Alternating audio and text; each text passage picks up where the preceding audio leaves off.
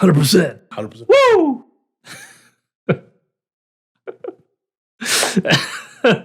Yeah, let us know in the comments if you like that. We've got energy levels, it appears.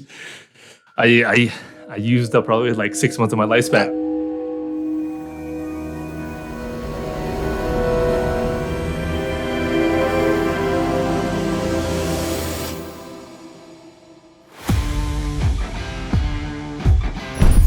Out of nowhere! Yeah! Here That's we go! right. Caffeine Cantrips. I love this. This is the best job ever. God, I love it. Just Yes. being there, being here, being everywhere, talking. When it comes to caffeine, I'm the man. Well, yeah. Cantrips. I'm the man. All right. You got this. Byron, you got this. Right there. All right. Read exactly what it is, or woo, be destroyed. Woo. Yeah. Give it to me. Welcome to Caffeine and Cantrips, the show where we talk about D&D, or else. Hello, I'm Byron number 143, and I'm Sean, 87. That's right. Not 86, not 84. whoa, exactly as my guy. You're 87. excited. Exactly I as. got this. I got this. This week, these two infectious common kissing bum Baileys will be talking about personal growth, and how to put your character in the best position to change. Boom.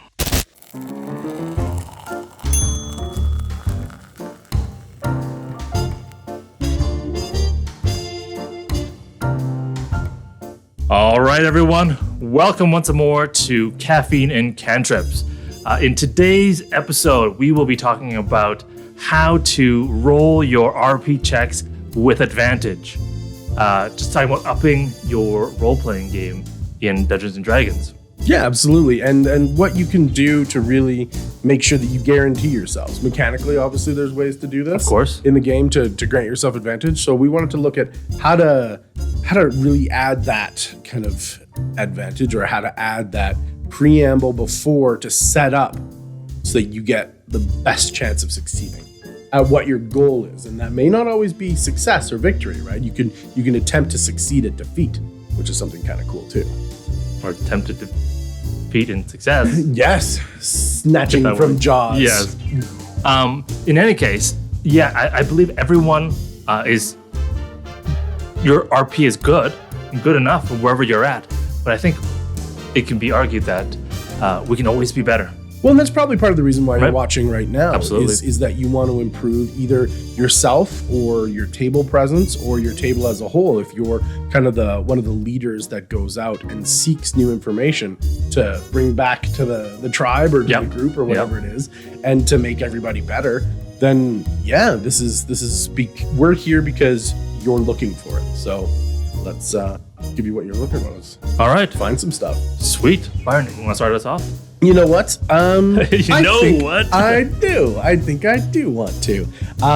And you know, the first thing that I think that we need to do is to kind of cross and blur the lines a little bit. I know what's coming. I know what's fandom, coming. right? And well, yeah, you gotta like and subscribe. We gotta get out of the game, get back into real life, get your head in it, and just like and subscribe so that we can get out there and Absolutely. help more people who are looking for these types of things, or, you know, feed the algorithm so that it can get to the rest of the people at your table. Right? While you're looking up all of these live plays, you're looking up all these shows, or you're looking up all the horror stories or whatnot. Let's try and prevent horror stories. Let's try and make some glory stories. I mean, I don't know if a glory story is a thing, but let's you just made that up. a Good. glory story. I like it. Or else. Yeah. But no, blending the fandoms. Yep. Let's get Sithy with this. Oh, Right. Sithy, Not not Jedi. Not Jedi. Sithy. Let's go the other side. Okay. Because one of the Okay. famous lines is only a Sith deals in absolutes. And what we Only a Sith? only. And what we need to do is we need to look at, when we start off, we know that we need to improve. Right? And it doesn't matter where you're at in your journey. Everybody can always improve. No one is perfect. Right? Even the people who are masters of the craft, it's harder for them to improve because the change is so small in what they're Right. doing, but they can still get better at what it is that they Okay. are attempting to do. So Can they though? can they? They can. They Yeah. absolutely can if they want to. Yes, of course. Right? And so when we think about this, we need to look at what our absolute range is. Right? And what we've played before, what we've seen before, what we've ingested through media, through TV, movies, books, and all of these things. Okay. Look at the scope of knowledge that we have, because ultimately we can only create from what we know. Mm-hmm. Right? And so when we go out there and we need to find where those barriers are and where that kind of outlying scope of what our knowledge is, so we can start to pick and choose where we want to improve. Okay, like within ourselves. Within ourselves. Understanding yourself. Okay. Yeah. Because ultimately, I think this is a great kind of perception shift, is that there's multiple ways to fix or to increase your RP potential. Some of those is going to be from the point and the view of the character. Some of those are going to be from the view of the player. Okay. Right? Because once again, the character is something that we've created as the player. Yes. Right? Yeah. And we've talked about this before. So when we're going through this, and if you've been with us for a little while, and we talked about creating characters that matter, Mm-hmm. right? Mm-hmm. We talked about starting off your character with some benefits, with some hindrances, with these kinds of things that makes it so that it's not just like a smooth Yeah, line, yeah, right? We want to yeah. add some texture to Yeah. that.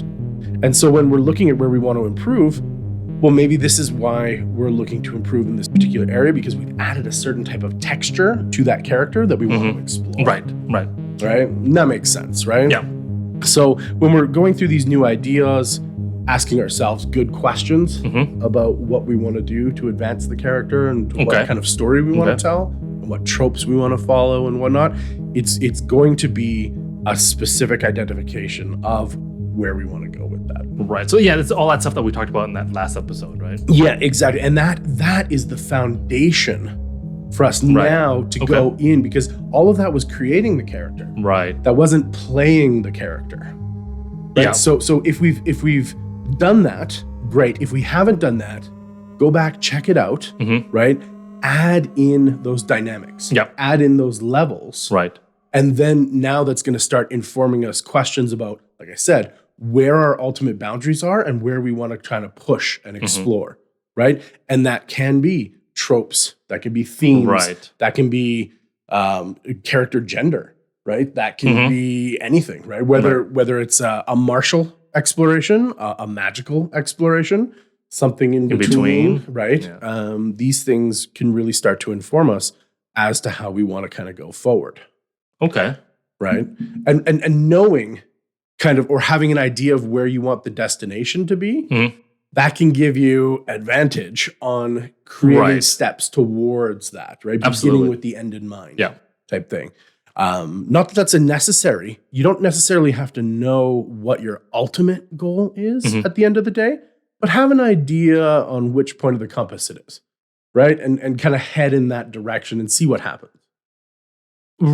Right. It sounds like when you say ultimate goal, is that talking about as a player, your ultimate goal, or as the character's ultimate goal? And that's fun to have both, right? So we can absolutely. have, this is what the character believes, because I've set up in my backstory that my character wants to be the best mushroom farmer in Ellsworth, right? And that's what he wants to do. Yeah. His family's been mushroom farmers. They're known for being mushroom farmers. Right. Okay, great. Well, he discovers that there's a special type of mushroom on the mountain, right? A traveler comes through, a merchant traveler comes through, talks about how there's this famous super meaty, delicious mushrooms that only grow on the south side of the volcano mountain that's across the continent. And so he knows that if he's going to truly be outstanding in his family and set up the legacy and really cement that, he's got to go get some of that mushroom spores from the mountain and bring them back to grow them in his garden. Right. Right. And so you go, okay, that's the character's goal. Yep. Right. As the player, I want him to fail. I want him to understand that there's more to life than mushrooms. Right. And having that character whose idea of the world is this super small scope, it's a super small pinpoint versus what the world actually is. Right. The player can want the character to go and experience the world and maybe lose faith in the idea that that tiny world is Right. where you can find success. And then maybe that's the character question, right? Right. Is what defines happiness in someone's life, right? Or a search for happiness, or you can do anything. Right. You can do anything with Right. it. But having goals from the character's level, and having goals from the player's level, Right. like we've talked about before, asking a player, how do you want your character to die? Right. Right? Like Right. the character doesn't want to die. No. Hopefully, maybe they do. I don't know. That's something that you can decide for yourself when you're making a character with meaning and exploring death, perhaps. But how you want things to play out and how you can control and kind of DM your PC, Right. right, to get into these things and to really kind of create value. Yeah, absolutely. You can have multiple layers of goals. Right. Well, And maybe you should, right? Maybe creating additional tension and additional layers in that I direction. think if you can, why not? Right. Yeah. And then ultimately, what that's really going to do is it's going to decide for you whether you want a natural progression for your character so that they react just to the story around them that's happening and through the other player characters that are at the table and kind of experiencing their world. Or you have decided, like we talked about with the mushroom farmer, I want him to forget about mushroom farming. So I need to get him out of that comfortable space of his home that he knows and he's and he controls and whatnot. Once I get him out of that space, then he can go a little bit crazy and he can go a little bit wild. And he can start experiencing all the wonders that the world has. Right. But I need to force him out of that comfortable spot in order to create that change. Right. Right. And so deciding how much kind of forced progress versus natural progression you want to do. And, sometimes people need a push, right? This is a trope that exists in a lot of different stories, that there's times where people just need a push to get out of their zone, right? And if you have to Deus Machina it a little bit. Do you think that push is more coming from you as the player, or you think more from the DM? Well, or a little bit of both? It can come from either, but you as the player need to decide to jump on the hook or grab that bait, right? Right. Yeah. You know it's bait, but you just gotta grab it and go with it. Yeah. Right. And understand that this is the decision that I'm making for better future RP. Right. Or in this case, this is the decision I'm making so that there is a story that this character. Right. Like this is quote unquote the wrong choice. Yes. But I'm doing it because to force my character to grow in a certain way. Absolutely. Okay. This is how they enter in the story. This is my reason why they became an adventurer. This is right. All of those things that we've talked about are very important in the past. This is how you kind of feed that into them. Like they definitely should not antagonize the bandits, but I'm gonna make them do it. Yes. Yeah. Okay. Yes. Okay, that makes sense. Right. That makes sense. And I think that when we start talking about that, then we get to really kind of explore the idea of what we want to see from our character and what we want to do with it, and how better to do that than kind of get to know them. Right. No, I do think that getting to know your character is really important when it comes to being able to role play as that character in a way that feels natural and not sort of gimmicky, right? And I don't know, getting to know, like, what does that mean to get to know your character? It's to understand their sort of goals and their motivations. We hopefully have set that up at character creation. At least for their initial understanding of the world and the perspective of the world. Yeah. Right. But I think you, as a player, you should always have that sort of stuck in your mind whenever it is time to RP, which in my opinion is all the time. What time is it? RP time. Yes. Same RP channel. Yeah. Same RP time. It's all the time. Yes. Like, so that means whenever your character has to say anything or make any sort of decision, you should keep in mind this sort of framework that you have already set up of their goals and their motivations, and then feed everything through that rubric or that lens. And that will inform the character's actions or words in a way that is now unified. Right? So that they're not like, they don't seem like they're different people depending on what session during the campaign you're at, or depending on your own mood, they've always, all the actions are going through that lens of motivation. This is the motivation, this is their goals, and everything they do kind of is colored by that lens. Right. And that's kind of an ultimate goal, right? Is to, while you're at the table, almost do a suspension of disbelief of yourself, right? You become your own kind of narrator voice, but ultimately you try and assume a persona so that you don't have to necessarily have all this pre-filter. Right. You can just flow through that rubric and just kind of act out and become the character at the table. Yeah. I find it's interesting because as a player, when you do this, you kind of have to have, like you said, there's two levels of sort of goals and motivations. There's the characters, and then there's yours. Right. So you have to have sort of these two levels sort of happening simultaneously. I find of what do I want my character to happen to him, or how do I want my character to develop, and then when you go down to actually RP, it that really directly put in sort of filter what I want them to do for this reason, and then put it through that filter of the character's motivations and goals, so then it can flavor it into that character, right? Because theoretically, this way, then there's 6 characters in the party. All the players are putting through, say they're all making making a hamburger conceptually.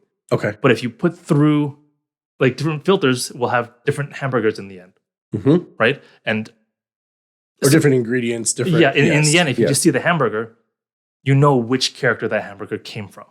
Yes, right. Like each character is trying to negotiate with the mayor, but you'll see them to do it in distinctly different ways that are unique to that character, that feels like that character, because everything that has gone out from that character has come through that framework. Right. And that brings a level of believability and consistency that I think will add a level of sort of realism to your RP. Right? Because it's you can kind of tell when someone is just doing the things that they think this type of person will do, as opposed to like really compared to someone who just is that type of person and does it. You know, it's someone who's, like, who is pretending or doing the things that cool people do. Yes. As opposed to a cool person who just doesn't care about anything, and they're just them. And they have like, the essence of cool, and whatever they do then becomes a cool thing, versus the person who's trying to emulate that. Yeah, like I always take Brad Pitt as an example. Like, I don't know why he's so cool, but it seems like he doesn't do anything, and he's super cool, right? But that's just because it feels like that's just who he is, right?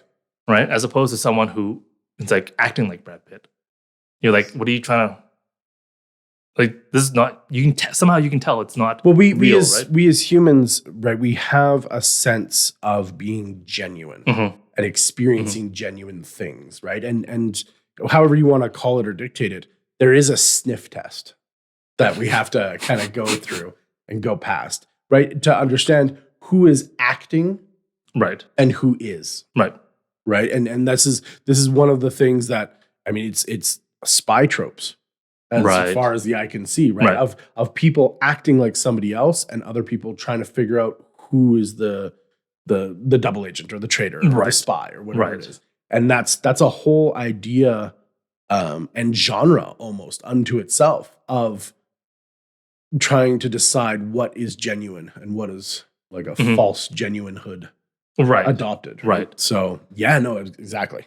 I mean, and I can understand if the thought of doing this is kind of daunting, because it's actually pretty complex to have those two levels of me as a player and my motivations, and then the character as a character and their motivations, and trying to my thoughts through their thoughts, and then to finally sort of bring something out into the role playing world.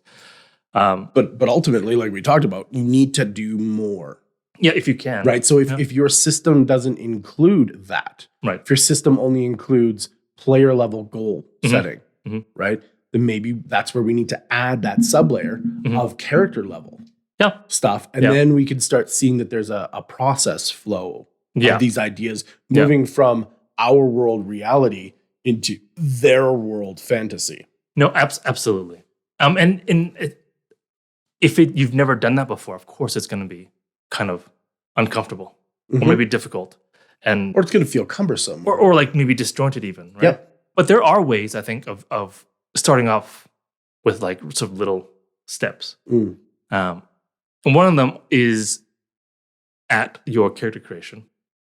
Think about sort of their backstory and who they are, and then come up with sort of a character quirk or a tick.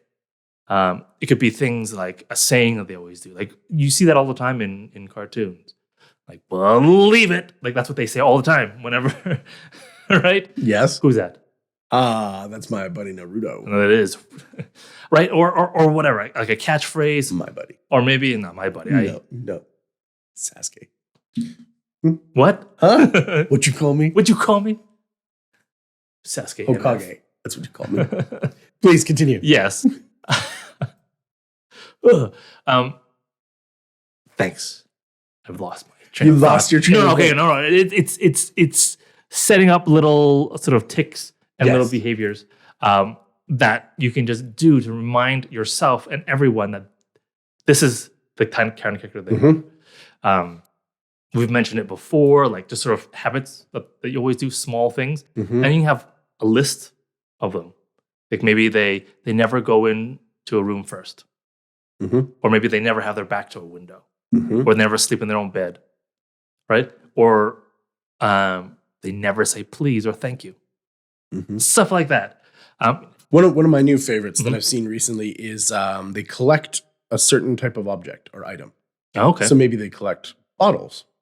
Just wherever they go, they collect maybe steins or like tankards or whatever. But they collect something wherever they go. And so there's always a question to ask, no matter what merchant you're talking to. Like, hey, you got any silver spoons?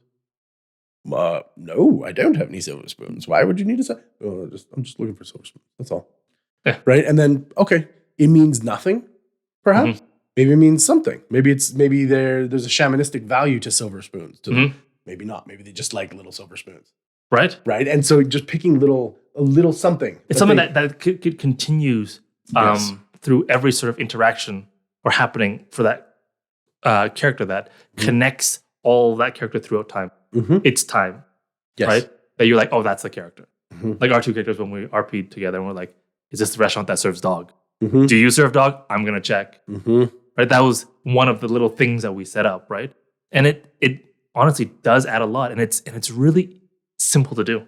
Yeah, and it can inform and feed RP later. Like, for instance, the barbarian that likes spoons gets kidnapped from the party, and so he Hansel and Gretel style breadcrumbs his spoons. Right, he'll drop it in the forest or whatever. So when the party is coming after to investigate, they see spoon and they know immediately.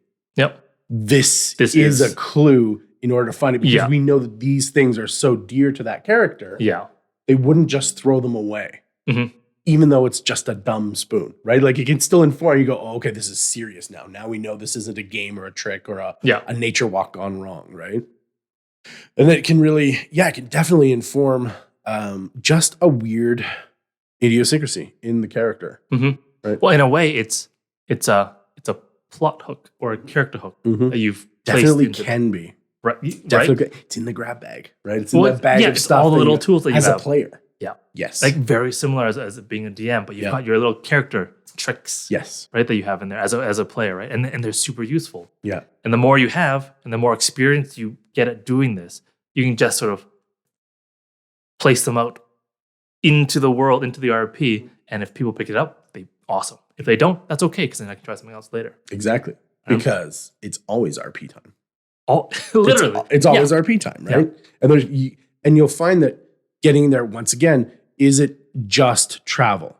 Okay, well, let's do more. Let's make it travel. Well, it can be just travel, but is it more fun if we RP? Correct. Is it a camp? Is it watch overnight? Right. Everybody roll your perception checks for your watch, or is it we're gonna watch, but also my character wants to have a conversation with your character, so we don't normally go and watch together. but I'm going to switch from watch number 1 to watch number 3 because I want to talk to you about something Yeah. in private. No, I've done that lots of times. Like, oh, this character goes off by their own because they don't want, they're mad, they don't want to be with anyone. Mm-hmm. Oh, I go with them. Mm-hmm. You find, Right? Like, you find a reason. They're Right? so mad. It doesn't. That's why. Yeah. It's because it's an opportunity. Correct. We gotta look for those little nuggets of opportunity and take them. Mm-hmm. Right? And they're everywhere. Mm-hmm. Is it just combat where I'm rolling dice, or is it an opportunity for role play? Well, it's always an opportunity. It can be. Yeah. Oh, no, it always is, right? Okay. Yeah. I rolled a 14. It does 3 damage. How many ways can you improve that? I don't know. Like, The DM got a call on his phone and his dog died. Maybe that's not the best time for RP. okay, but that would be Not outside of always the game. When we're in the game.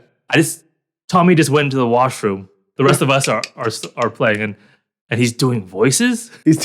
Who's he talking to in there? We're just having a...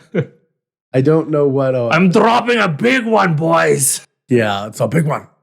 Can you stop? Can you... This is not the time. Just turn on Always time. Always time for RP. Yeah, you're right, sure. But when we're playing the game and we're trying to layer up, 100%. I think it's worth it. 100%. 100%. Woo!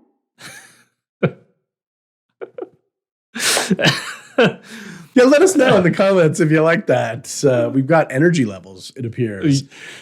I used up probably like 6 months of my lifespan. I was gonna say, yeah, you definitely have to go up a gear. But I mean, besides doing those kinds of things, getting to know your character, Yes. discuss your character with the other players. Discuss your character with the DM, and sort of figure out how your character fits in with the party. Mm-hmm. Sort of maybe even rough out rough attitudes between party members. Mm-hmm. Like, I like this person, I don't like that person because of this, because of that. Right? I'm uncomfortable with that person because of this. But for sure, talk to the DM as well.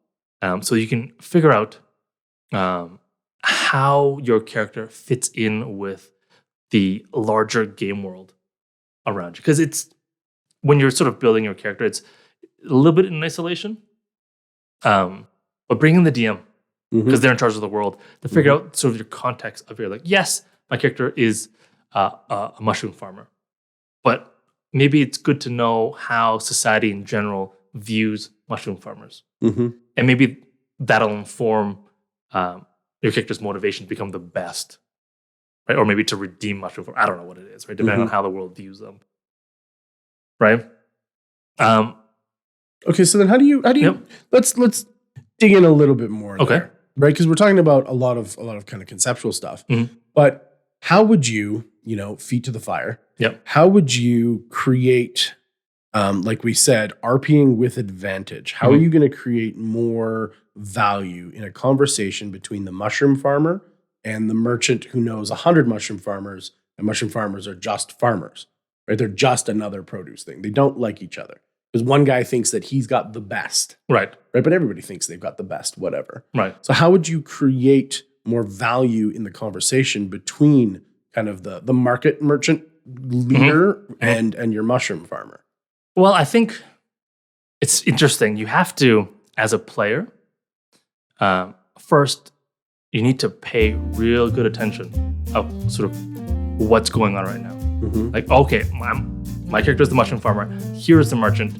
They don't give a crap about mushroom farmers. But my guy wants to be the best, right? Maybe it's a simple question of finding that, how do I, as the player, make my character engage with this mushroom merchant as opposed to just being another mushroom farmer. It could be simple as, oh, you know a lot of mushroom farmers. What do you think makes the best mushroom? And then there you go, right? All of a sudden, you're not just another mushroom farmer. Now you've established that you're a mushroom farmer that wants to be the best. Maybe not the best yet, probably not, right? But then you have it there. Then the DM's like, oh, okay, I've got something to do now, right? And that's just how you can provide value to everyone else on the table and not just yourself. I mean, right. yourself for sure, But just that, because the DM now has something to do and to bounce off of and to riff off of, because RP really is this exercise in improvisation. Absolutely. Right? So you find those opportunities for other people to bite onto your hook, whatever that is. Right? So you really need to make sure you understand sort of who your character is. So that's step one. Yeah. And then from there, you need to really listen carefully to what the DM's describing, to what other players are doing and saying, and looking for those opportunities to provide value. Right. Right. Like someone says something like, "Oh, they're scared of demons because they have dreams or something." That is an invitation for RP. Yes. Right? But if you're not paying attention, you'll miss it. I mean, and I don't mean in the sense of paying attention as opposed to not being on your phone, although I do mean that as well. Right. Don't be on your phone. Don't be like watching YouTube videos and reading YouTube comments. You should be making comments on this video. That's right. You should be. And if your DM doesn't like you writing comments on our videos while your playtime, just get him to DM us. Yeah. Like maybe that's okay at your table. That's fine too. Right. But I think you will be missing out on opportunities to, like you said, add to the RP, to create better RP for yourself, but better RP for other people too. And like we said, right, you have to, not only do you have to pay enough attention to realize that a hook was given, but you also need to now activate yourself and choose to do something to interact with that hook. Because everything is a hook potentially. Yes. Right? And knowing it's a hook is one thing. Using it as a hook to create more RP is another level to it. Right? Yeah. So you have to be aware enough to see these hooks. Yeah. And then you have to act on the opportunity of this, whether that's now, like, oh, my character's afraid of demons. Okay, I need to write that down. Because now my character knows how to pull pranks on this character. Yeah. Maybe that's the RP I want to create because that's the type of character. Or my character is more that wise and mentor thing. Like, what is it about demons that scares you? I should talk to the young lad or lass or whatever. Right. And just let them know that demons don't exist in this world. Right. That's just stories that we tell children. And then, they break the hell seal. And now the character's got to be like, oh, demons are real. And the guys, come on, no, I was wrong. Oh, no. My goodness. My bad. Sit a while and listen. So it's important, though, that you're right when you say you have to be aware of what's going on. Yeah. Because you have to be there enough to be aware that there is more that you can do the more you pay attention to. Yeah.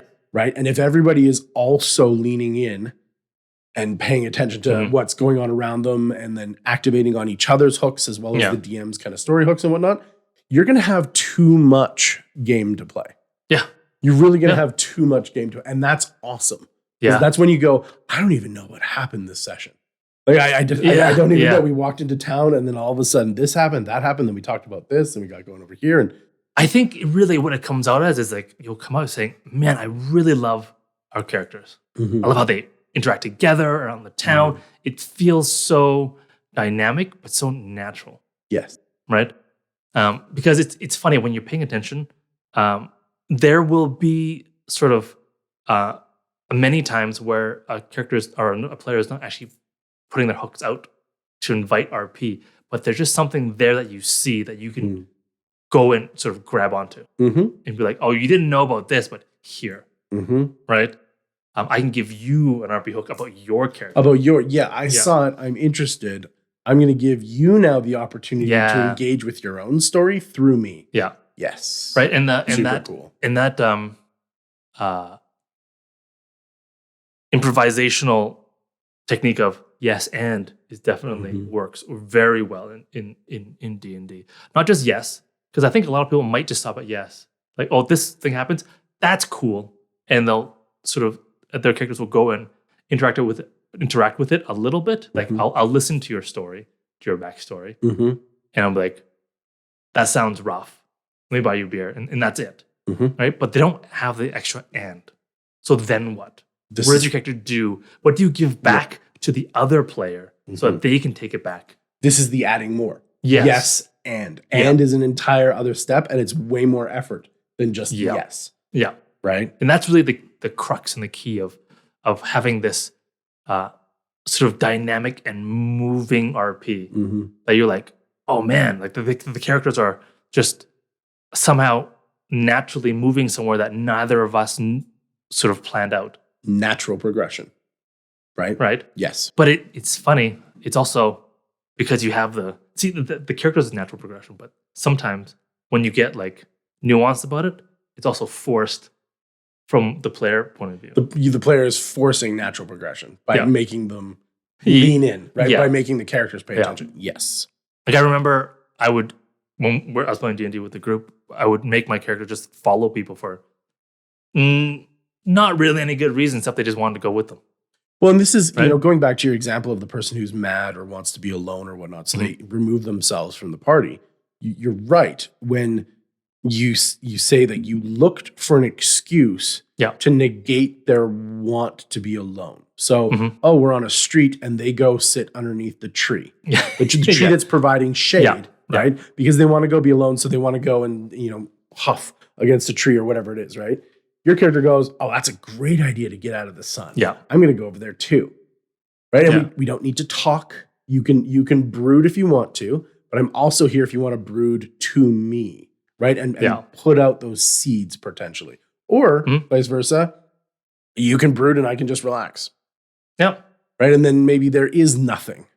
But you tried to create the opportunity for that mutual exchange of little nuggets of information. Well, and even having your character just be there allows you as a player to have another sort of little nugget of something that you can use later. I remember once I went with the warlock to the morgue, and whatever happened there, Lots happened there. I sat on that little nugget for like months. Yes. Right? Yes, before it came back up again. But I knew I'm going to bring this up later. Yes, and it was a great reveal when it happened. Yeah, right. That's something that those two characters experienced, had kind of that bonding glue between them, but then it became a secret. With one character thinking it's a secret and the other character thinking that's just normal for them, perhaps. Yeah, but it is weird. Yeah, right. Yeah. So okay, sure, it wasn't a secret to the second character, but it just never came up because just. Things don't always come up in conversation until way later when it does. And then everybody goes, whoa, wait, what? No, that's not normal. Right. And then a conversation is had in a fun, non-accusatory, non-judgmental way. But that was an example of sort of forced natural progression. Oh, you're going to go somewhere? That looks interesting. I'll go too. Why not? I'm not doing anything. Right. So, absolutely. So I think, just by, like I said, it's not necessarily easy to do that.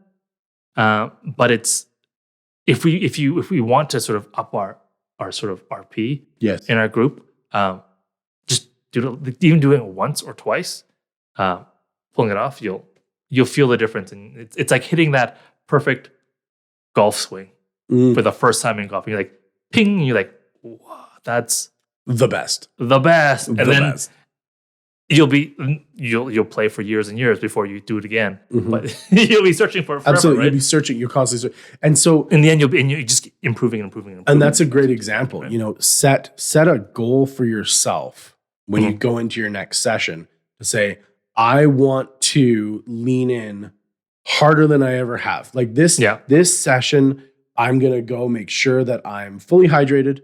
I'm fully stocked up on food and whatnot, so I'm not going to be worried about being hungry or having snack cravings or whatever. I'm going to be fully caffeinated if that's your thing or whatever, so that I don't have to worry about that stuff, so that I can give 100% attention to this next session. Whatever it's going to be, an hour, 2 hours, 3 hours, 5 hours, whatever it is. Set yourself the mental task of being hyper present. For one session and see how it feels and see if you like what comes out of it when you create that opportunity for more opportunity. And if it is good, then you'll want to do it more. And if it's great, other people will recognize it in you and they'll want to figure out what you're doing to make it better. I guarantee it'll change your table. Yes. It'll change your table. Yeah. All it takes is one person to start doing that, and the other people will feel it and be like, "That's cool. How'd you do that? Mm-hmm. I want to do that too." Mm-hmm. Right? Because I think we're all playing D&D for the same kind of reasons. Yes. So when you see someone else up the game, I'm sure there's some people who are like, "No, I'm going to drag you down," but we don't want those people anyways. Well, those are going to be your competitive people, right? And that's fine to have that competitive kind of streak to it. But I know there's good competitive and there's bad competitive. There's competitive, we've talked about this I'm going to before, pull you right? down. Yes. And there's competitive like, "Oh, I'm going to do better than you." Yeah. And that's good. Crabs in the bucket, my guy. Oh, I don't think that's the tune. But that's okay because then it won't get copyrighted. I just did that again. Yes. I love Mark beating it up, off of your card. beating up my microphone. But yeah, no, the other thing that I think really when you talk about like the natural progression, the forced progression, is if we could force you to progressionally smash that like button. Oh, I want you guys to force our progression. Ooh, that's a good one. Right? That's a good That's one. what Yes. it is, right? Yeah. By clicking that like and subscribe. Yeah, and then we will. A notification bell. I don't know how things work. I mean, why not? Who doesn't like to ring a bell? If you've never like rang a bell, you should go do it because it's pretty awesome. Especially ours. Yeah. Hey, ring my bell. Yeah. On that beautiful note, it's really fun to have these kinds of epiphanies when we go in and we've decided and we've dedicated ourselves to improving, right? And, right, personal growth, whatever. When we go in and we decide with intention just to make our lives a little bit better. Yeah. Right. And whatever kind of source of motivation that you go out and you seek in your life or whatever kind of comes to you that makes you, when you're watching TV or you're watching a movie or your anime or whatnot, and you see two characters have a moment and somebody says a line and you're like, damn, that line was stone cold. Like it was just, it was it was heavy, but it was delivered in a certain way that made it feel light and irreverent, but then ultimately in the context of the story and the character, and you're just like, that was perfect. Everything about that was perfect. And of course it was in that sense because it's been manufactured to be that way. Yeah.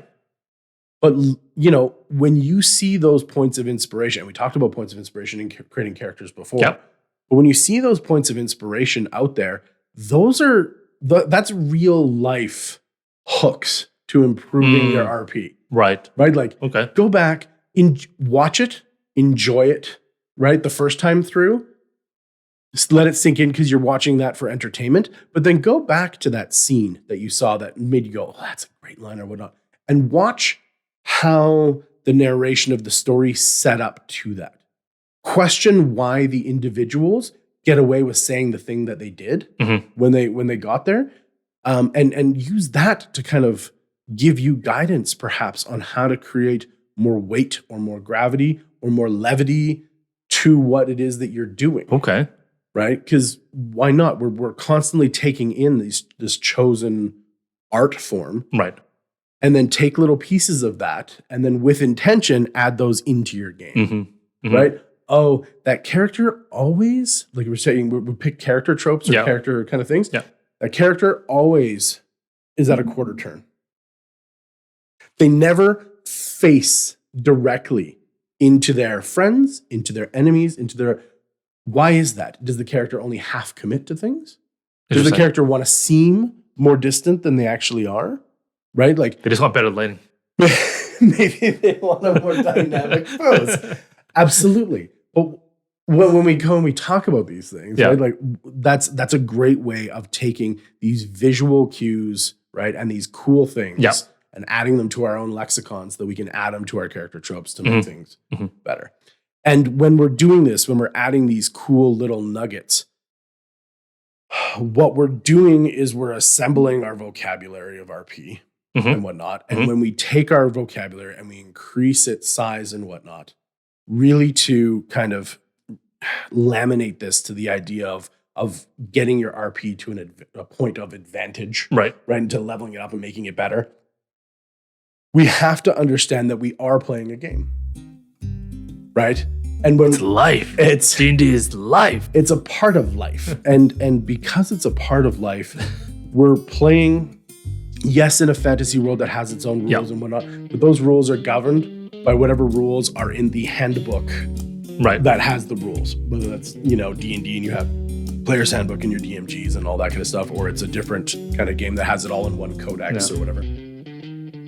What we also need to realize is that we should be building our characters, and we're not going to go into character builds or whatnot. Right. But in the way that we think of optimizing our characters for combat, or optimizing our characters for spellcasting, or optimizing our characters for being a skill monkey, right? Skill monkey is probably the closest correlation to what we're talking about here.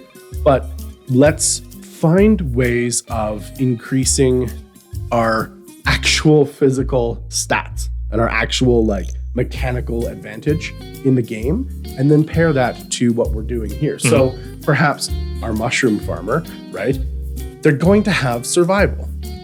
Okay. Yeah. Because they're going to know how to plant, and they're going to know which crops or which plants are good to eat and which are not good to eat, and blah, blah, blah, blah. So why don't we add in this character doesn't like buying rations?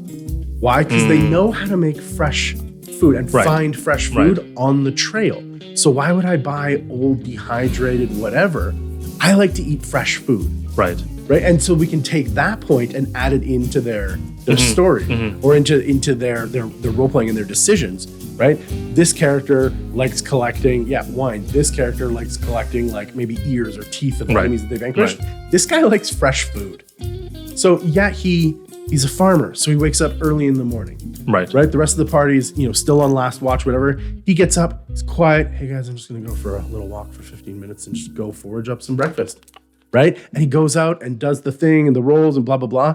And that character RP choice is now reinforced by your mechanical choices on your character sheet. Right. And then we're gonna say, no, this character is going to have a little bit more wisdom. He's not super smart, but he just knows how to farm.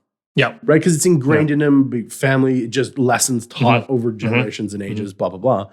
We're just going to pump up, in this case, if you're in 5th ed, we're just going to pump up wisdom so that we can do survival a little bit better. No, I totally agree with that. I think your character mechanics should come from your character itself. Not the other. I mean, you can do the other way around.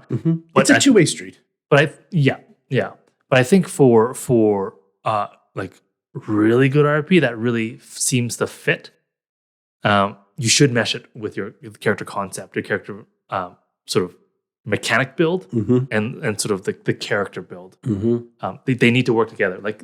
There needs to be a reason for them to have lore about the Underdark, right? They can't just be because you're going to the Underdark, even though you're playing just some soldier or a guard in a city guard. He barely knows about elves. Don't just give him lore about the Underdark because you think that you'll be more successful, right? It's more, I think, sincere and genuine to not give them that that lore skill, because then you can RP them not knowing. You're missing out on opportunities to RP, I think, in order to be more mechanically successful. Well, and in that case, yes, let your character not know things so you can go and explore them in game, right? But also say hey, DM, when we're going through this stuff, my character was a city guard. One of the things that he had to do was patrol the sewers. So when we go into the Underdark and we're going through these small tunnels, is there any way that I can get a mechanical advantage to the beginning of combat? Yeah. Because he's used to fighting in enclosed areas. Spaces, if he controls what the party's kind of doing, is there some way that we can benefit as we move forward? Because he's used to going through small encroached tunnels. Yeah. He's used to balancing his lantern on his shield while he's stabbing at, nameless beast or monster guy. Monster guy. Hey, monster guy. Hey, monster guy. Get out of the sewer. Yeah.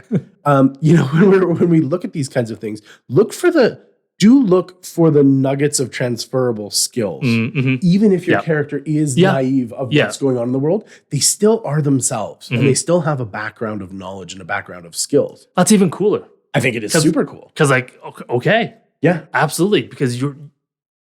right? And that makes your backstory matter. And it makes your character more believable. Yeah, absolutely. Right? Absolutely. No, I'm okay not seeing the sun for a while. Why? Because I did a double duty in the sewers a bunch of times. 12-hour shifts, right? Easy peasy, fighting off giant rats and whatever. And they're Well, sneaky and maybe quick there were just 12-hour shifts, 12 on, 12 off, 12 on, 12 off, right? Yeah. Shout out to all those shift workers. Yeah. If you're watching this in midnight, good for you.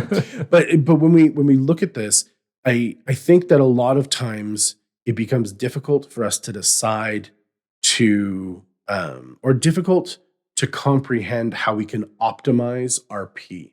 Like we would optimize for combat or optimize for whatever little kind of gimmick or trick or whatever it is that your character is doing mechanically for combat. I think that we need to also keep in mind that we need to optimize our decisions and our builds for role playing as well. And sometimes, going back to our mushroom farmer, right? What happens when the mushroom farmer? I like the mushroom farmer guy. Who doesn't like the mushroom farmer? Who doesn't like Come the on. mushroom farmer? He makes great pies. I like his soup. Mushroom pie. Ooh, getting hungry. So when we look at these things, what happens when, mushroom farmer, going back to our previous quest, he's now in that volcanic ash area around the volcano. There is no more fresh food. Right. We can then kind of use these things to go and talk about why is the character unhappy right now? Why is the character bummed out? Well, because he's not getting what he wants. He's closer to his goal than ever before. And yet fundamentally he's unhappy because he can't get that, Maslow's level 1. He can't check that box off. Right. And so then you get these dichotomy of emotions. Once again, the player knows that we're super close to the goal. The character is super unhappy about it. Yeah. Right. And so you can get these things happening where there is that kind of friction between the two concepts. And how does that act out? How does that inform the RP of the day?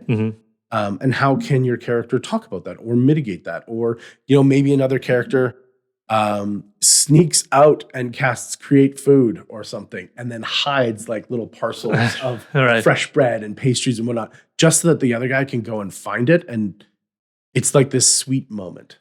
I don't know. I found these croissant trees. I just found a croissant tree. What? I make mushroom. I should make croissant trees. I'm gonna farm these mothers.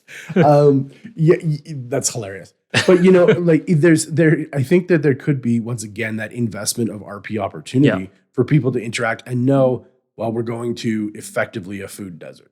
So how is our character going to react to this? Like, how is the things in life taught him to survive this? Or can he be equipped to do that? Or can it be too much? Can I decide that this character has reached his breaking point? Right? Mechanically, I've prepared myself for all of these things, and it doesn't matter what I'm going to attempt because the number for success is not on the die that you're going to roll. Right? How do I handle that? And can I, either early on or later on in the story, is it advantageous for me to slam my character into a brick wall of no? And figure out how to deal with that. So I have a question then for you. Taking that into account, you're talking about like optimizing for RP. Do you think it is better to optimize for RP and then have the mechanics, the combat mechanics follow that?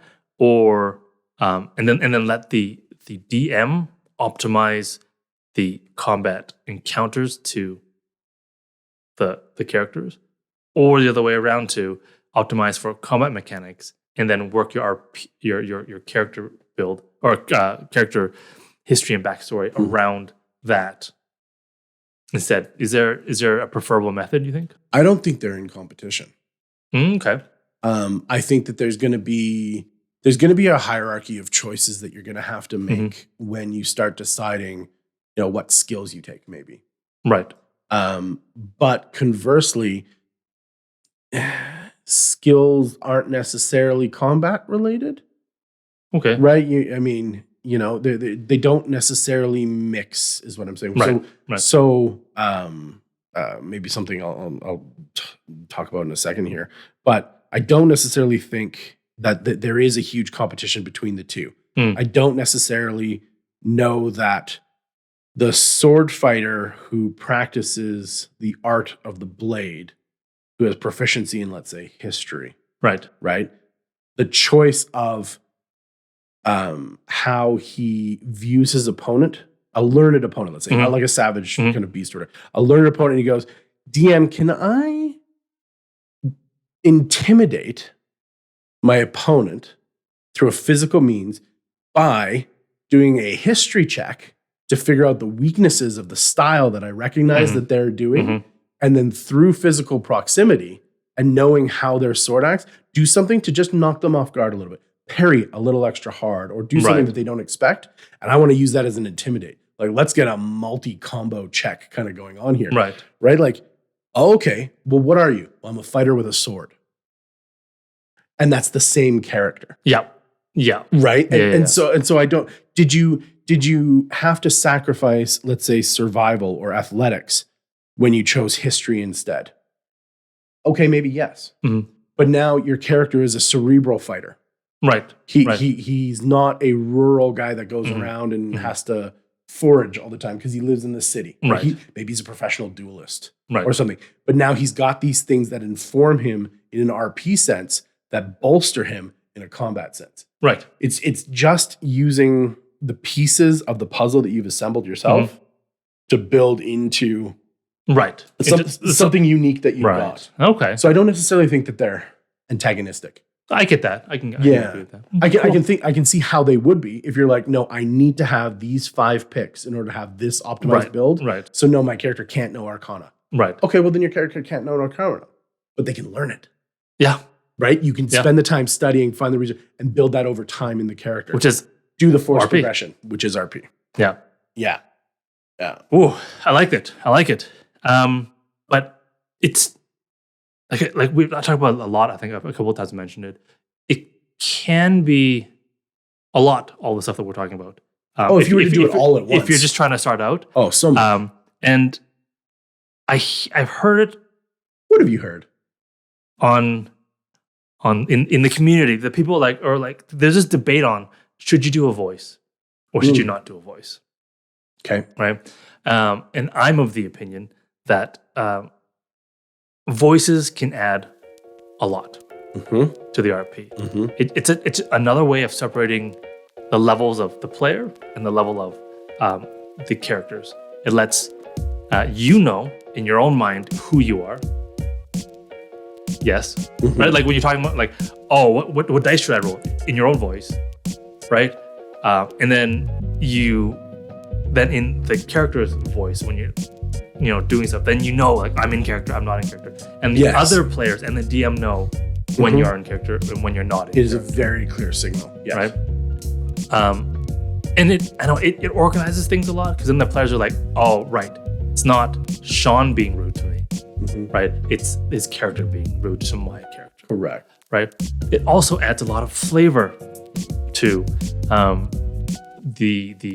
your character and the RP, and a lot of sort of nuance, I think.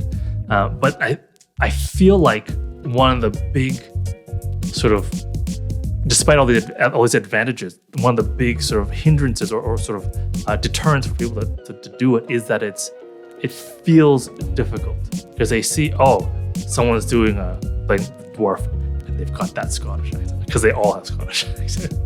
The stereotypical Tolkien-esque dwarf, right? Or they do it so good, right? Yeah. Or this person has the English accent, and they do it so good. And you're like, how? I don't know. Mine doesn't do that, right? Like I end up sounding like something else completely, like a New Yorker or something, if I try to speak in an English accent or whatever, right?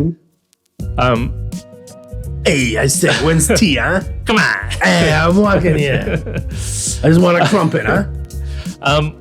But I think most people don't realize that doing a voice isn't that difficult. If you want to, it can be as simple as just changing the speed that you speak in. And all of a sudden, it's a completely different person. Or just enunciate every single letter in the words that you speak. Right? It's still me speaking in my voice. It's the same accent. It's just that small thing. Or just change the way that you hold your face. For those guys listening, I'm just sticking my lower jaw out and speaking like I normally do, just with the jaw out. Right? or just loosen up your face or whatever, right? Or change your body posture. Instead of setting up straight, you're just slouching, and that'll, by the nature of you changing physically, it can change the way you speak. And it's a great indicator, like you said, for everybody around to have a definable sensory input that is different from the norm of whatever you as the player are. Yeah. It's a great way of communicating that this is from the character. And simultaneously, it helps override your natural decision-making process as you, the player, when you assume that, because your brain flips. I think it's similar to people who learn to speak in different languages, right? When they speak in the different language, their brains think in different ways. Oh, yeah. Right? Grammatically and, whatever it is. But when you switch to speaking in a different language, then you think in a different pattern. So when we add that physical characteristic of switching into something, maybe they've always got a knife and they're always cleaning their nails with their knife. So you sit back, and while you're RPing, you just kind of look at your nails the whole time and just kind of clean them, fake clean them, whatever it is. Right, you don't talk to people, you talk to your nails. Yeah, you talk to your hand all the time, right? And you just, so people know, talk to the hand, the other kind of talking to the hand. People will know when they look at it to expect that this is now in character. Yeah. Right? And they understand, and they will clearly sort this information differently in their own minds. No, I find your comparison to the way that when you, in real life, when you speak a different language, you think differently. And I think it's very true. Because a language isn't just a different set of grammatic rules and words and pronunciations.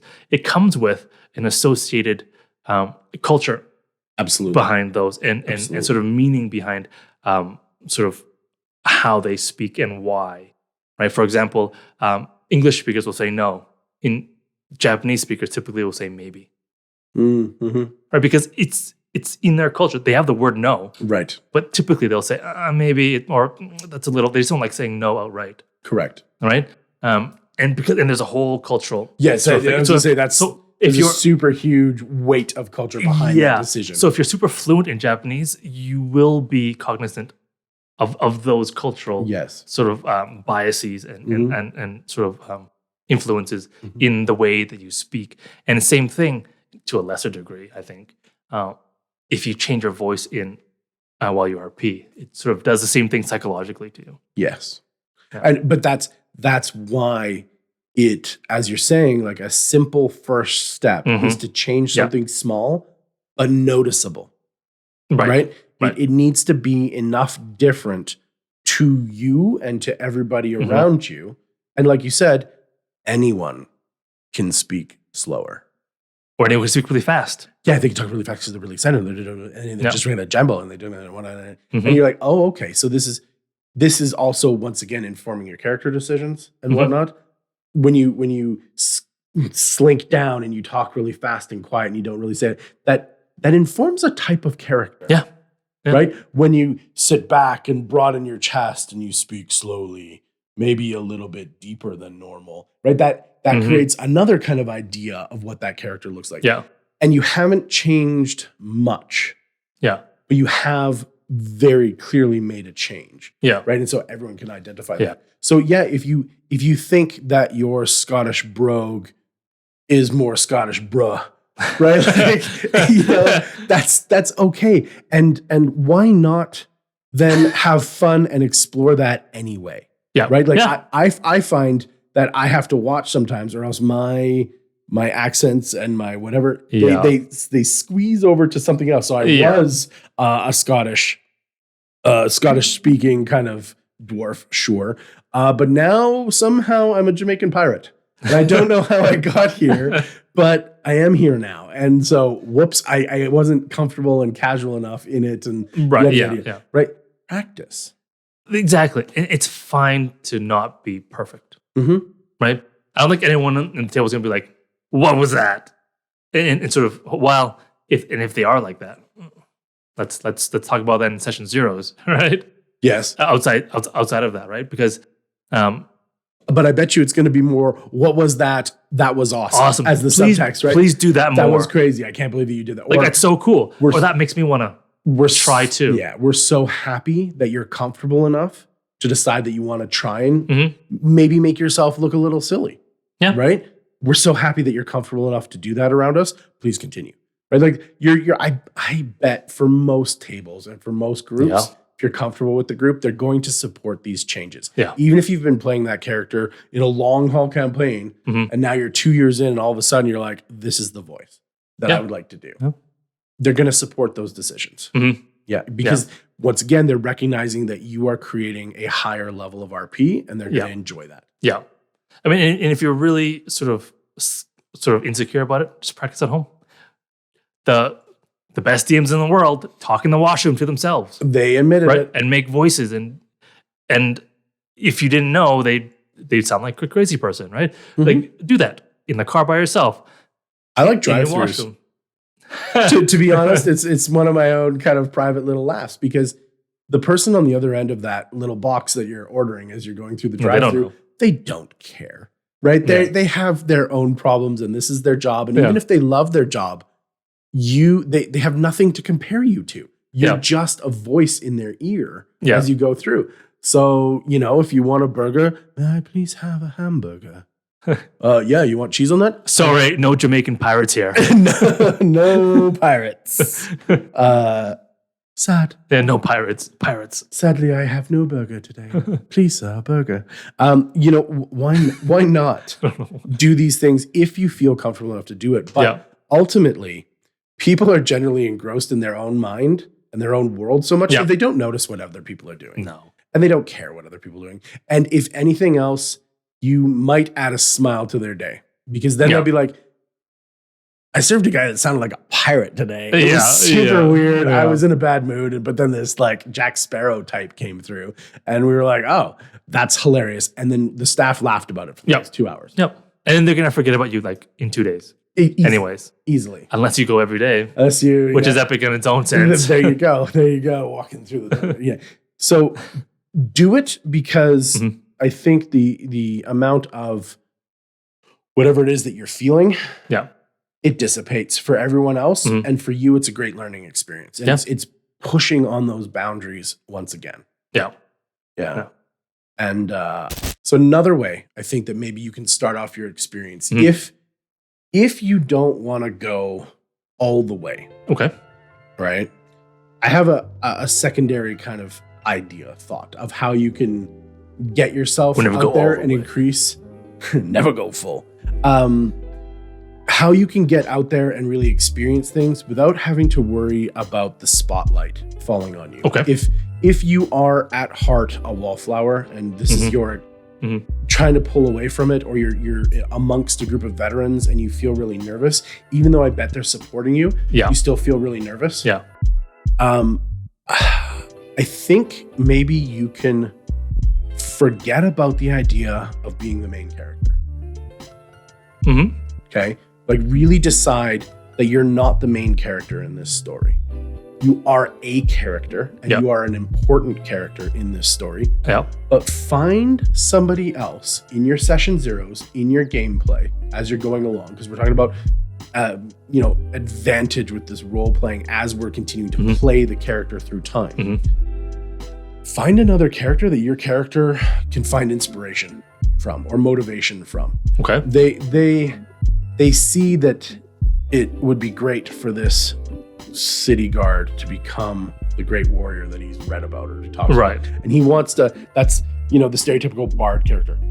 I want to tell your story, right? Like, I'm going to follow you around and I'm going to make your exploits amazing and glorious. Right? I'm not the main character. The story that I'm writing is about you. You're the main character, Mr. Fighter Soldier guy. Right. And I'm going to follow you. And in that sense, you don't necessarily have to worry about fulfilling all of these things, right? Jumping on every hook, expanding yourself, getting yourself to the end goal, because your end goal is to support another character into their end goal. So it relieves you of the sense necessarily of forethought, even though you've already done that to say that I'm going to support somebody else. Right? But it's great to say like, hey, what I really want to explore is the bond I can create within the party. That's what I want to maximize. I want to maximize the idea that we are not a group of sellswords going out and just murdering and butchering and slaughtering our way to fame and glory. What we are was a group of people that came together because of whatever. Right. And now we've grown into the band, right? Or the group or the party or the whatever. And we are a group of friends or comrades. We came in as a squad of soldiers. We came out and now we're brothers. Blood brothers, right? Or we're whatever kind of words or whatever feeling you want to apply to the tone of your campaign. Be that. And when you do that, I think, like we talked about, you have to lean in. You have to listen to the other people's stories, or you have to choose where you want to bolster them. And ultimately, you need to care. Or you need to express that you and or your character cares about the people around them. Mm-hmm. Right? And you adding in that passion and that drive and that support to other people, I think is kind of an interesting way of playing a character. Right. And choosing to allow yourself to really allow that natural progression, allowing other people kind of dictate where the story is going. Mm-hmm. But I mean, even in media, there's an Oscar for Best Supporting Actor. Yep. Right? Like, you need them. Adding to the story is as important as the story itself. Yep. But it doesn't carry the weight of the story on your shoulders specifically. Right. Let another character deal with that trope. Let you deal with, Samwise getting Frodo to the mountain. Frodo has to break the ring, right? Right. They have two distinctly different ideas of what their goal is. Right. But would Frodo have made it without Sam? No. In the way the story was told, he wouldn't have. Sam carries him, right? Because he can't carry the ring. They understand their roles. Yeah. Sam understands that he's not the main character, even though arguably I think he is the main character. Arguably. Right? Like, he understands, or the character as a concept understands that they don't carry the weight of the world, they just carry the weight of their brother. Yeah. And so playing a character that has that idea frees you from a lot, like I said, of those future decisions, that future weight. Mm-hmm. And it really brings your scope in so that you can make this, the home is where the heart is kind of thing. Right? Be the heart and the passion and the care and attention of your group, because that's hard too. Yeah. Right? For some people to create that kind of emotional bond and that emotional IQ or EQ or whatever you want to call it and add it into the game and really kind of pound that into that spot, I think is going to be, difficult. And it's going to be an area where a lot of people could try and create growth. Well, and I think not a lot of people are inherently talented at doing that. Adding that emotionality into the group. Mm-hmm. A lot of us are gamers, right? And we view it as a game, right? But to have someone add sort of that humanity in there would do a lot. Like, what are you guys? We can't kill all the bandits. Mm-hmm. They're brothers, fathers, sisters, mothers. That they're people. Like, all of a sudden the paladin's like, oh, wait, you're right. Maybe I shouldn't just murder them in cold blood. Right. Just having someone play that role in the party. Yeah, I agree. It's good. And it's maybe it might even be essential to have someone, at least one person to fill out that aspect. And it goes, I like what you're saying, and it goes beyond lawful goody two shoes. Right. Like, okay, why is it always, stereotypically, of course, but why is it always that the cleric and the paladin are responsible for the morale of the, the morality of the group, not the morale, the morality of what are we doing? Is it come on, boys, we got there. Yeah. Is it objectively good? Is it objectively evil? Right? Are we the bad guys type thing when you get far enough down the road? Right. Reminding the paladin of, yes, there's 5 things that you said that you would do, not 4. You keep forgetting about the 5th one, right? Mercy's important, or whatever oath it is that you took. But reminding them in a gentle way that, hey, is this who we want to be? Right? Because I don't care about the ending, perhaps. But if we keep shifting our course 1 degree towards evil every session, well, eventually we're going to be evil. Yeah. Right? Yeah. And this is unfortunate, and is this what we want? And no, we need to create that the Mr. Kid number 5 and Captain Planet, right? The heart ring. Oh, What do you do? Maybe he did more than we thought he did, right? maybe because People could create earthquakes and windstorms and tsunamis, and he's just like, guys, is this right? well, maybe he was the most important part in keeping them as heroes. Yes, as opposed to just selling their powers to the highest bidder. Mm-hmm. Mr. Luton and Pollutin. There you go. So there is this idea, and I think all players can add more passion for the game and more care and attention to the people around them. And whether you make that your choice as the thing that you're deciding on, as your simple change for your character, or not, every player can up their game by caring more about not only their story, but everyone else's story around them. And that's one of the ways that I think it would super good for you. And ultimately, let's say that you're looking for a hero and you thought the hero was the fighter. And you're writing the story and you realize that the fighter's not so much of a hero. Right. And that you're the hero. And so you've decided now that you've role-played a bunch and you're 10, 15, 20 sessions, whatever it is in, and you're like, you know what? I'm actually the hero. I'm going to become the main character now, right? I'm going to become my own main character now. Start doing it. Your story doesn't have to start at session 1. Right, and there's nothing to say that every character can't be the hero, because after all, we're all the heroes of our own story. We definitely can be. Right? Yeah. Like whether we win or not, like we're the protagonists of our own story. Absolutely. I agree with that statement. Yeah. I mean, we don't all manage to be heroes, but we are the main character in our own stories. Right? So in some ways, I think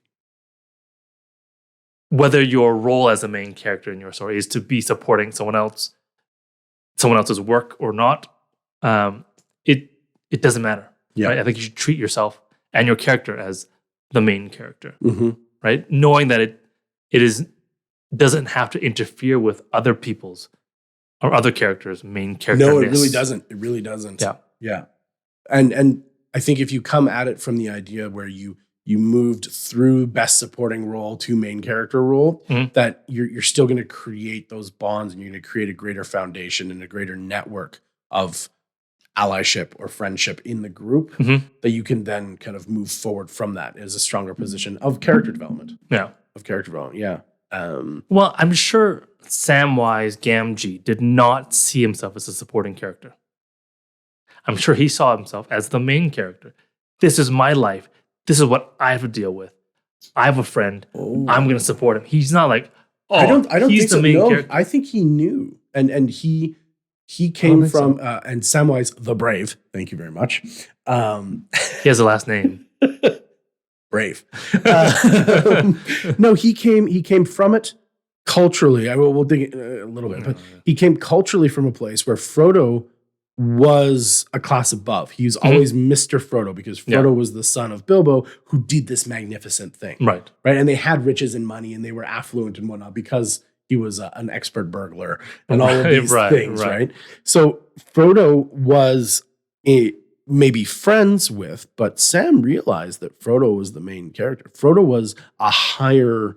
I don't know. I mean, Elon Musk is much higher than me, but I don't see him as a main character of my life. Sure. You know what I mean? Yeah. Because you've chosen to do that. Your culture and your background don't support that kind of idea. Whereas this one, at least in the community, Frodo was in a higher position than Sam. Yeah. Was Sam his butler or his servant? No, but he did take his cues from Frodo being the leader of the group or the face of the group. Right. I think is the way it kind of, at least that's the way it speaks to me. Right. Interesting. Is that the background supported that Sam, was that supporting role all the way through, and he played that supporting role, right? He always looked out for Frodo's best interests. He always, even with like Smeagol and whatnot, right? He definitely made sure that it wasn't him he was worried about. There's not enough food for you, Mr. Frodo, because Smeagol ate it or Smeagol did, and there was that whole triangle. Anyway, whatever. But I think that character is an interesting character. We could talk about it, Lord of the Rings forever. But check out that podcast. No, I'm lying. The other one that I wanted to kind of briefly talk about is the idea of how your character learns and how your character is, to kind of further separate them from you. Okay. And as a fun little kind of thing, and this is where I want people to jump in the comments and tell me how you think this would get broken up, or how you would break this up differently, is in our 4 types of learning. So we know that generally as people, we have kinesthetic learning, visual, auditory, and study. Okay. So why can't we break that into our character's stats and say a fighter is probably a kinesthetic learner, right? So they use their strength, their dexterity, or their constitution to really learn their craft. Okay. A wizard probably learns through visual charts, graphs, figures, right? How do we manipulate the physical realm to cast these spells? We talk about perhaps clerics and priests types who learn from books of knowledge and wisdom and whatnot, and they apply that wisdom into faith to pull down from their gods this energy.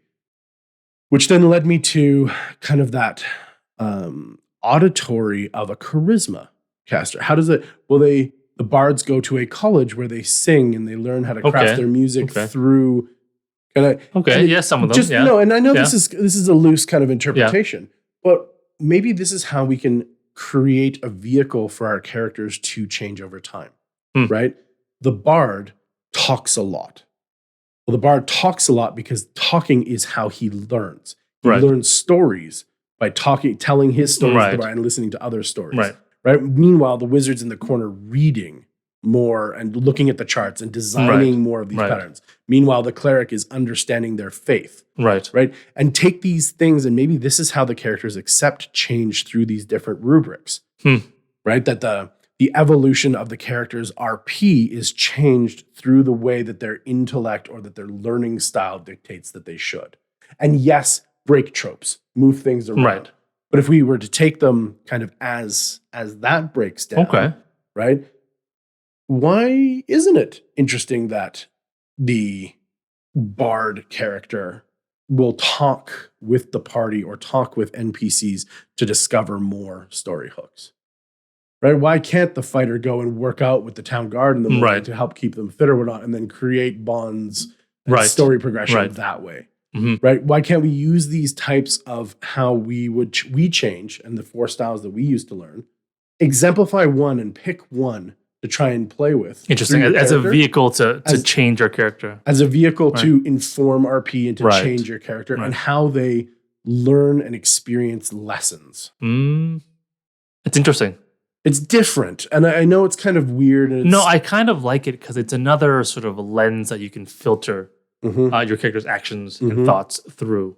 That, again, adds consistency and sort of this continuity of character multiple sessions. I like it. Why does when we talk about way back, when we talk about character tropes and character things that they do, why is it that the fighter polishes his sword every night? Right? Is it because he wants a cool, shiny looking blade? Is it because, number 2, he likes to make sure that his equipment's keen and updated? Or number 3, is it a way that the character bonds with his equipment and creates kind of like, no, I know every nick, scratch, and cut in this blade, and I can tell you the story behind it.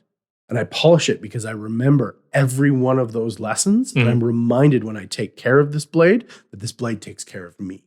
And so that's my thing, is I polish my blade. I'm just reviewing my lessons for the day. And when I get a new blade, I still polish the old one. I never use it, but I still bring it out and I still clean it and I still polish it, because those lessons are what I need to remember.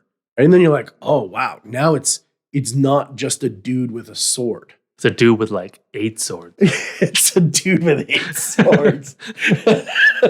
Cloud. But there's a way of telling the character's story in a unique manner. Because then someone's like, why do you have so many swords? You don't ever use one. Well, let me tell you. Right? It's something now. Yes, let me tell you. And then you pull out a sword and you tell a story. And whether that's a story that actually existed, right, in the game, you remember the time, or it's a story from their backstory. No, this nick right here is when I lost my father. Or the fighter got kidnapped, and now there's a trail of swords through the forest. Why are there so many swords in this? Oh no, Boromir. but it's a great way of using a collection or using a thing to inform the identity of the character by how they learn lessons. Right. Yeah. Right. And once again, make a two-way street there. How they learn lessons creates more of the texture of the world that they keep around them. Right. The wizard has lots of books. Yep. The bard has lots of stories. Mm-hmm. The fighter has lots of swords. Right. Right. And you can go about these things and I think really inform a cool, unique character and a cool, unique idea that I don't know is a lot. And like I said, it's very vague. And I'm just kind of rattling this off. But I think that there's an idea there that can really be used to, like we said, add more onto what you're doing so that you can make better choices and better informed choices. Yeah.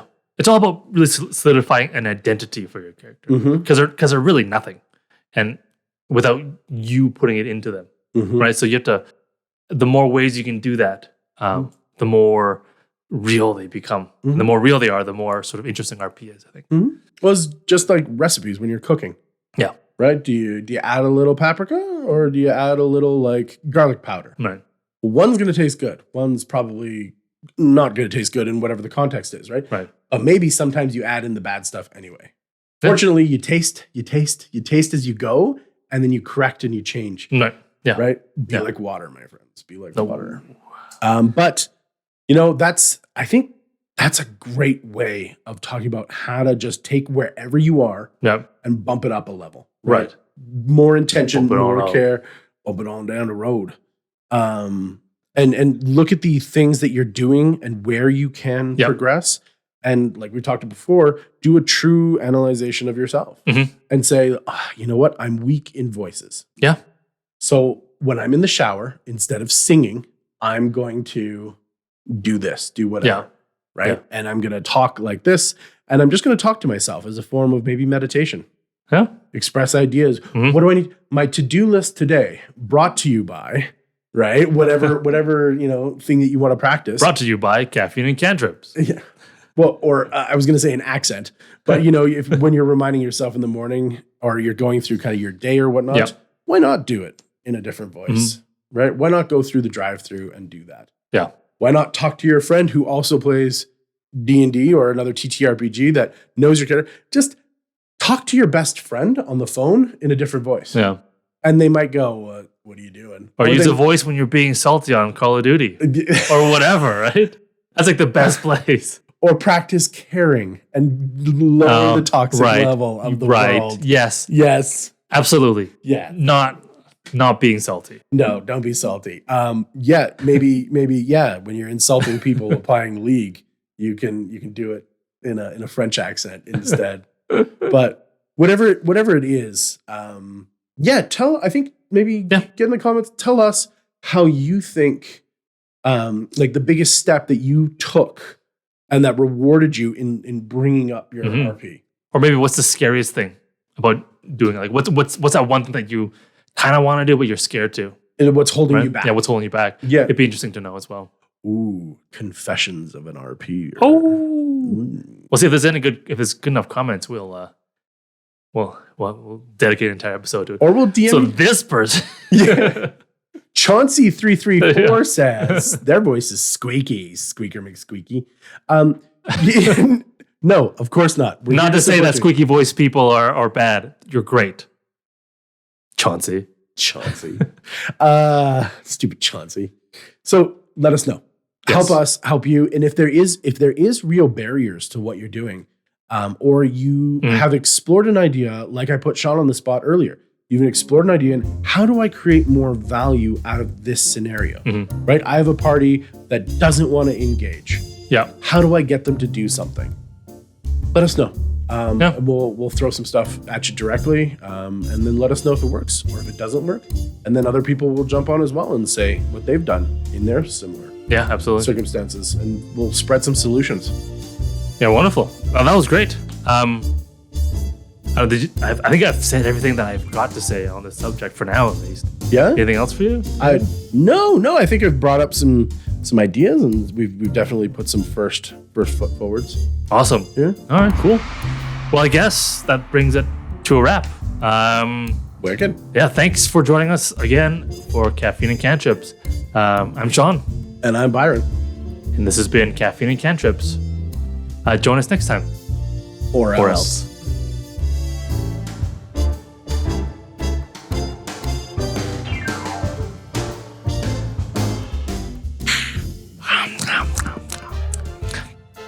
You alright there?